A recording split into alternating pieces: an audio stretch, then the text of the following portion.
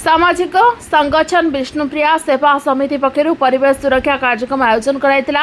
ए उपलक्षे कटक सदर अंतर्गत परमहंस पंचायत महुरा रघुनाथपुर विभिन्न किस्मर 300 रु ऊर्ध्व चारा रोपण कर शुभारंभ करते। आगक आहरी अनेक स्थान में चारा रोपण कर समितिर सभापति तथा सदर ब्लॉक अध्यक्षा भाग्यलक्ष्मी राव सूचना देते। परमहंस पंचायत सरपंच अशोक पात्र, पूर्वतन सरपंच निर्मल दास, विशिष्ट समाजसेवी जितेन्द्र दास, पूर्वतन समिति सभ्य प्रभाकर बेहेरा, विक्रम राउत निर्देशन में कटक सदर विकास मंचर सभापति सुबोध बेहेरा परिचालन में आयोजित कार्यक्रम में प्रमुख जोग देते।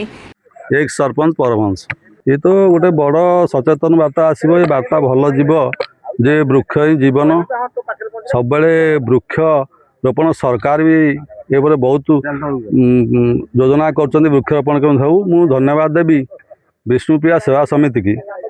सी गोटे मिशन कर आज वृक्षरोपण को विष्णुप्रिया सेवा समिति तार जिते गरीब कल्याण योजना अच्छी सरकार से बेसरकारी भाव में बहुत गरीब कल्याण योजना भी हाथ को नहीं। दुई नंबर कथा हूँ आमर धार्मिक जो संस्कृति अच्छी आम जो मठ मंदिर अच्छी तार उद्धार पाई जो जीर्ण शीर्ण मठ मंदिर अच्छी तार उद्धार पाई विष्णुप्रिया सेवा समिति वर्तमान तार हाथ बढ़ाई से अशेष धन्यवाद। से समाज विभिन्न क्षेत्र में तांकर सेवा दौरान आउर काम भी कर तेणु आज ये वृक्षरोपण आम गाँव में होती विष्णुप्रिया सेवा समितिर अध्यक्षा एवं तांकर जे परामर्शदाता तांकर कार्यकर्ता समस्त मो हृदय धन्यवाद दूची। से तांकर ये कार्यक्रम आगामी दिन जारी रो आमर जहाँ साहाय्य सहयोग रही मु सुबोध बेहेरा कटक सदर विकास मंचर सभापति तथा विष्णुप्रिया सेवा समितिर जड़े साधारण सभ्य धन्यवाद देवी। विष्णुप्रिया सेवा समितिर जी एडभाइजर अच्छा युव उद्योगी एवं युव समाजसेवी विक्रम राउत महोदय को धन्यवाद देवु। से ट्रस्ट जी सभापति अच्छा कटक सदर ब्लॉक अध्यक्षा तथा विष्णुप्रिया सेवा समितिर चेयरमैन भाग्यलक्ष्मी राउत महोदय को तांकर निर्देश रे आमे 2023 रु जे निष्पत्ति नहीं 1 लाख वृक्षरोपण करने एपर्यंत 50-60 हजार ऊर्ध्व वृक्षरोपण आमर सरी ए वर्ष जारी रही।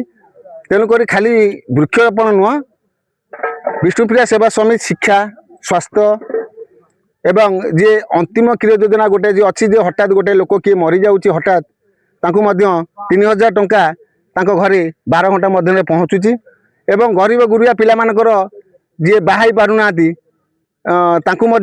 सहयोग साहाय्य कराऊँच। एबे तो मुझे देखुची जे आम अंचल प्राय 20 जन ऊर्ध्व मृत्युवरण करथिबा गरीब लोकन घरे 11 कार्यक्रम जो 200-300-400 खाद्य पेय जो व्यवस्था से विष्णुप्रिया सेवा समिति कर चली। जहाँ प्रभु जगन्नाथ पाखे मुझे प्रार्थना करुच्ची एवं कोटि कोटि जनाऊँ जगन्नाथ को जे परिवार को सब ठाकुर घंट गोड़े रखु। कारण से आम अंचल देवता कहले उत्पत्ति हेना कारण सबू सेवा कार्यक्रम से योगदान कर समस्त सहयोग कर आम अंचलवासी भगवान दरिका देखुं। ये धन्यवाद देवी। जहाँ गोशाला आम विष्णुप्रिया सेवा समितिर जे एडभाइजर विक्रम राउत सहित आम विष्णुप्रिया जो सभ्य सभा बैसिक मीटिंग सरी कौ जगार कराव तार गोटे सरकार क्राइटेरिया अच्छी से क्राइटेरिया हिसाब से यहाँ आमको कराया पड़ो। तेणुक निश्चिंत आगामी दिन में कटक सदर गोशाला हम निश्चिंत शह गाई गोरु जो बुला षंढ अच्छा रखा यहाँ निश्चिंत आगामी दिन में यहाँ धार्य कर विष्णुप्रिया सेवा समिति माध्यम आज वृक्षरोपण कार्यक्रम वृक्ष केमिति सुचारू रूपे रहिबा से व्यवस्था भी होइছে। समस्त सांबादिक भाई मान को अभिनंदन शुभेच्छा। आगु को 10-30 हजार लगे लक्ष्य अच्छी वर्ष भर। पात्र सरपंच परमहंस ग्राम पंचायत आपण मानक सूचना दौचु कि विष्णुप्रिया सेवा समिति एक सामाजिक संगठन। ये संगठन विशेषकर स्वास्थ्य शिक्षा परिवेश उपरे विशेष दृष्टि दे था।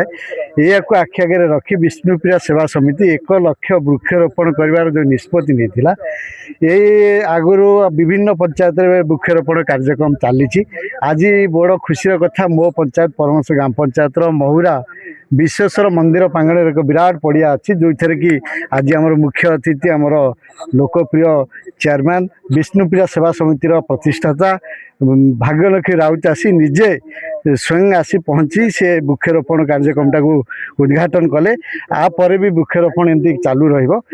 तो आमर जो विष्णुप्रिया सेवा समिति यही निष्पत्ति निए जो वृक्षरोपण कार्यक्रम हुए तापर से गछटा केमती बढ़ी कि से गछ बड़ हम से पर्यंत भी तार दायित्व ये विष्णुप्रिया सेवा समिति निए सब विशेषकर आम जेहेतु आम फल जातीय वृक्ष विशेष लगुचु जो मैंने मांकड़ मैंने खाद्य अभाव घरे पहुँच जाऊँगी ताकू आखि आगे रखी समिति निष्पत्ति नहीं केवल जे खाली वृक्ष बिना फलंती गछ न फलंती गछ जो आंब पिजुड़ी विभिन्न प्रकार फलर गछ भी आज लगाइबार व्यवस्था है।